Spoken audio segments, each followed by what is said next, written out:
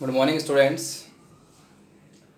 प्रवास के प्रकारों के विषय में हमने चर्चा कर ली थी। आज हम प्रवास के परिणाम और मानव विकास संकल्पना की चर्चा करेंगे। सर्वप्रथम हम पढ़ते हैं प्रवास के परिणाम। देखो, प्रवास के परिणाम का जब हम अध्ययन कर रहे थे, प्रवास के परिणाम के बारे में हमारे सामने बहुत सी बातें हैं। प्रवास के जो परिणाम हैं, ठीक है, जब मानव एक स्थान से दूसरे स्थान पर प्रवास कर जाता है, एक स्थान से दूसरे स्थान पर जाकर रहने लग जाता है, वहाँ बस जाता है, तो उसके क्या परिणाम हो सकते हैं। कुछ अच्छे परिणाम भी हो सकते हैं, क्या हम कहेंगे कि एडवर्स बुरे परिणाम भी हो सकते हैं। तो हम ये चर्चा करते हैं। सर्वप्रथम पढ़ते हैं कि जब मानव समुदाय एक स्थान से दूसरे स्थान पर चला जाता है तो वहाँ का जनसंख्या संतुलन बिगड़ जाता है। यानी जिस स्थान से मानव जाता है उस स्थान पर जनसंख्या का अनुपात कम रह जाता है, और जबकि हम जिस स्थान पे जाते हैं वहां पर जनसंख्या का अनुपात बढ़ जाता है। पूरी तरह से चर्चा कर सकते हैं हम कि जनसंख्या का संतुलन बिगड़ जाता है। जैसे कि क्या होता है कि भारत जैसे क्षेत्रों में पुरुष क्या करते हैं, प्रवास कर जाते हैं शहरों की ओर, तो शहरों में क्या हो जाता है, भीड़ भाड़ बढ़ जाती है, उसके साथ साथ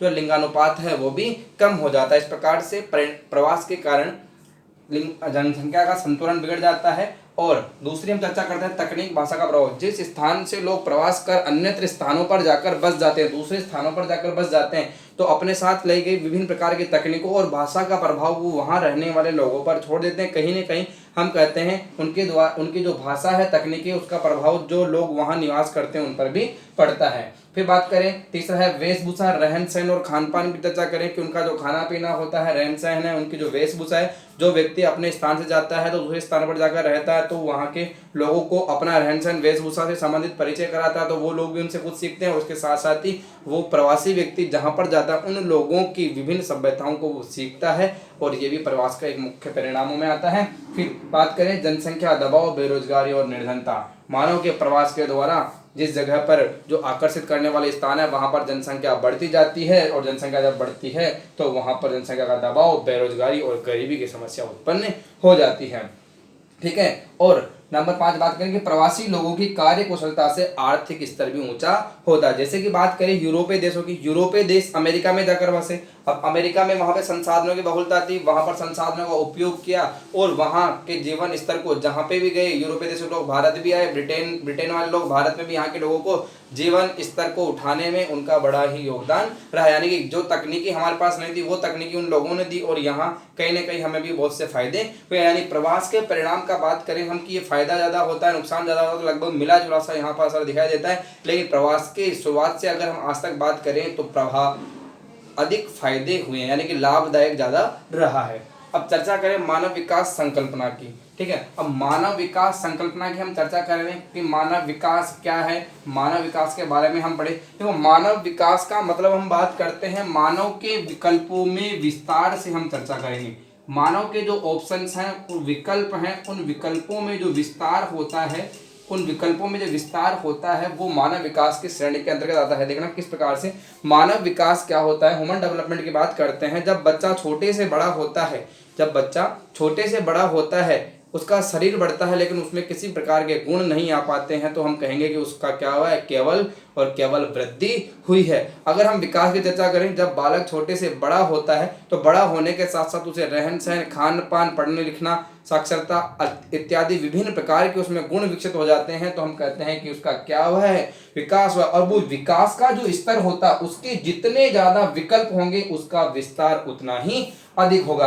विकल्प जितने ज्यादा होंगे उसका विकास हम कहेंगे उतना ही ज्यादा सुदृढ़ होगा। अगर उसका जो विकास का स्तर है कि जैसे कि प्रारंभ में हम चर्चा करते हैं कि प्रारंभ में जो वर्ग व्यवस्था थी, वर्ग व्यवस्था के मटके बनाने वाला मटका बनाएगा, जो बड़े कारपेंटर का काम करता है वो कारपेंटर का ही काम करेगा। यानी कि प्राचीन समय में जो वर्ग विशेष की जो व्यवस्था थी वो लोग वही काम करते थे, उनके विकल्प सीमित थे, तो उनका विकास अच्छे से नहीं हो पा रहा था। लेकिन आज वर्तमान व्यवस्था की अगर हम बात करें तो क्या किया जा रहा है, मानव के विकल्प खुलते जा रहे हैं। जब शिक्षा, साक्षरता का स्तर बढ़ रहा है, साक्षरता का स्तर बढ़ रहा है, तो क्या हो रहा है, एजुकेटेड पर्सन के विकल्प क्या होते जा रहे हैं, बढ़ते जा रहे हैं। और जितना ज्यादा विकल्पों में विस्तार होगा, उसको चूज करने में, कार्य चूज करने की जितनी ज्यादा स्वतंत्रता होगी, मानव का क्या हो जाता है, विकास होता जाता है। इस प्रकार से आर्थिक, सामाजिक, सांस्कृतिक रूप से मानव का क्या हो रहा है, विकास होता जा रहा है। मानव विकास की संकल्पना में हम आर्थिक, सामाजिक, सांस्कृतिक, राजनीतिक, मनोवैज्ञानिक, पारिस्थितिक, नैतिकता जैसे पक्षों को हम समाहित करते हैं और मानव का कल्याण करते हैं। मानव के कल्याण के साथ साथ उसके विकल्पों में वृद्धि करते हुए हम क्या करते हैं, मानव विकास की परिचर्चा करते हैं। और मानव विकास की चर्चा करते समय या मानव विकास के बारे में जब हम पढ़ते हैं, ठीक है, तो मानव विकास के बारे में पढ़ते हैं तो एक बात आती है HDI, human development index. Human development index मानव विकास के बारे में महत्वपूर्ण जो योगदान माना जाता है, महत्वपूर्ण योगदान माना जाता है डॉक्टर महबूब उल हक।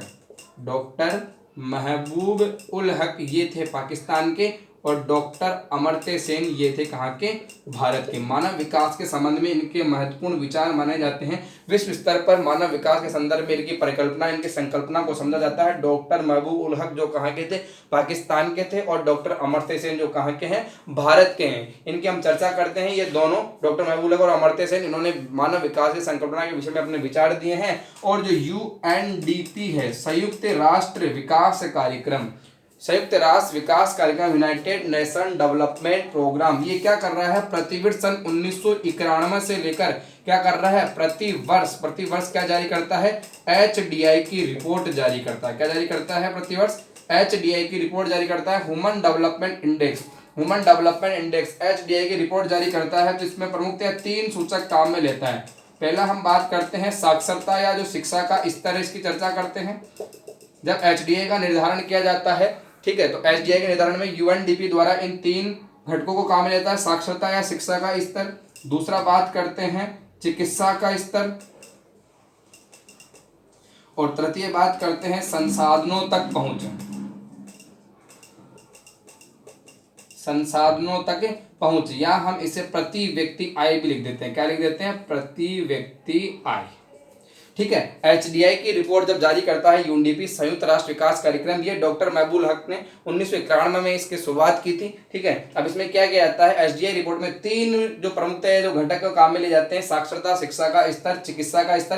किसी भी देश की साक्षरता का स्तर जितना उच्च होगा उसका HDI रिपोर्ट में उतना ही ऊंचा स्थान होगा। चिकित्सा सुविधाएं जहां पर जितनी बेहतर होगी, चिकित्सा सुविधाएं जहां पर जितनी बेहतर होगी उसका HDI की दृष्टि से क्या होगा, स्थान उतना ही ऊंचा होगा। और जो संसाधन का यानी प्रति व्यक्ति आयु जिस देश के व्यक्ति के अधिक है वो मानव विकास की दृष्टि से मजबूत माना जाएगा। यानी साक्षरता, शिक्षा का स्तर, चिकित्सा सुविधाएं और प्रति व्यक्ति आय, इन तीनों के जो मजबूत स्तंभ होंगे उन देशों को हम मानव विकास के संकल्पना की दृष्टि से उच्च देशों के अंतर्गत रख सकते हैं। और इसी प्रकार हम HDI के अंतर्राष्ट्रीय प्रारूप की बात करते हैं कि HDI की दृष्टि से HDI जो ह्यूमन डेवलपमेंट इंडेक्स है, ये ह्यूमन डेवलपमेंट इंडेक्स हर वर्ष जो जारी की जाती है, 2013 की जो ह्यूमन डेवलपमेंट इंडेक्स जारी की उसमें 186 देशों को शामिल किया गया। उसमें भारत का स्थान कौन सा था, 138वां स्थान था। कौन सा स्थान था, 138वां स्थान था। पहले स्थान पर था नॉर्वे, पहले स्थान पर था नॉर्वे और दूसरे स्थान पर था ऑस्ट्रेलिया। मानव विकास की दृष्टि से हम बात करते हैं कि 2013 की जो रिपोर्ट जारी की उसमें पहले स्थान पर कौन सा था, नॉर्वे था, फिर दूसरे स्थान पर ऑस्ट्रेलिया था,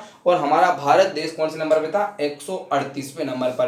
प्रतिवर्ष इस प्रकार से HDI की जो रिपोर्ट जारी की जाती है उसमें ये आंकड़े बदलते रहते हैं। और अंतरराष्ट्रीय जो प्रारूप है HDI का, ह्यूमन डेवलपमेंट इंडेक्स का, मानव विकास सूचकांक का क्या बोलते हैं हिंदी में से, मानव विकास सूचकांक, ह्यूमन डेवलपमेंट इंडेक्स, इसके अंतरराष्ट्रीय प्रारूप की चर्चा करते हैं। 3 भागों में हम बांट कर पढ़ते हैं कि जहां पर, और जो HDI में जो स्कोर दिया जाता है यह भी हमें ध्यान रखना है। 1 नंबर के प्रश्न की दृष्टि से HDI में जो स्कोर दिया जाता है वो कितना दिया जाता है, 0 से लेकर 1 दिया जाता है। जब HDI ह्यूमन डेवलपमेंट इंडेक्स का निर्धारण किया जाता है तो स्कोर कितना दिया जाता है, 0 से लेकर 1 का स्कोर दिया जाता है। अब प्रथम हम चर्चा करें कि उच्च मानव विकास श्रेणी, उच्च मानव विकास श्रेणी 0.71 से अधिक, उच्च मानव विकास श्रेणी 0.71 से अधिक, जहां मानव विकास सूचकांक का जो स्तर है जब क्या किया जाता है, कैलकुलेट किया जाता है, और जो 0.7 से अधिक मानव विकास सूचकांक जिसका आता है उसे किसमें रखते हैं, उच्च मानव विकास श्रेणी में रखते हैं। जैसे कि Norway, Sweden, Australia, USA, Japan, लगभग अधिकतर विकसित देश इसी श्रेणी में आते हैं। फिर मध्यम मानव विकास श्रेणी के देश जो 0.5 से लेकर 0.7 तक, 0.5 से लेकर 0.7 तक, ठीक है, 0.5 से लेकर 0.7 तक जहां मानव विकास सूचकांक की जो श्रेणी आती है उसे हम रखते हैं मध्यम मानव विकास में, जिसमें भारत, पाकिस्तान जैसे देश, चाइना जैसे देश, थाईलैंड और मंगोलिया जैसे देशों को हम रखते हैं। और लास्ट जो बात की जा रही है निम्न मानव विकास सूचकांक वाले या निम्न मानव विकास श्रेणी वाले, जो 0.5 से जहां पर मानव विकास सूचकांक का स्तर होता है HDI का कितना 0.5 से भी कम होता है, जिसमें कांगो, चाड, नाइजर, म्यांमार, सूडान यानी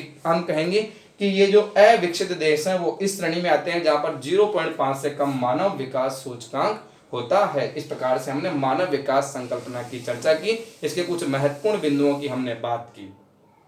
इस प्रकार से यह अध्याय यहीं पे समाप्त होता है और आपको क्या करना है, अच्छे से स्टडी करनी है। कोई भी ऐसा कोई डाउट हो, नहीं आ रहा हो, समझ में नहीं आ रहा हो, तो आपके गूगल मीट पर क्लास पर आप पूछ सकते हो।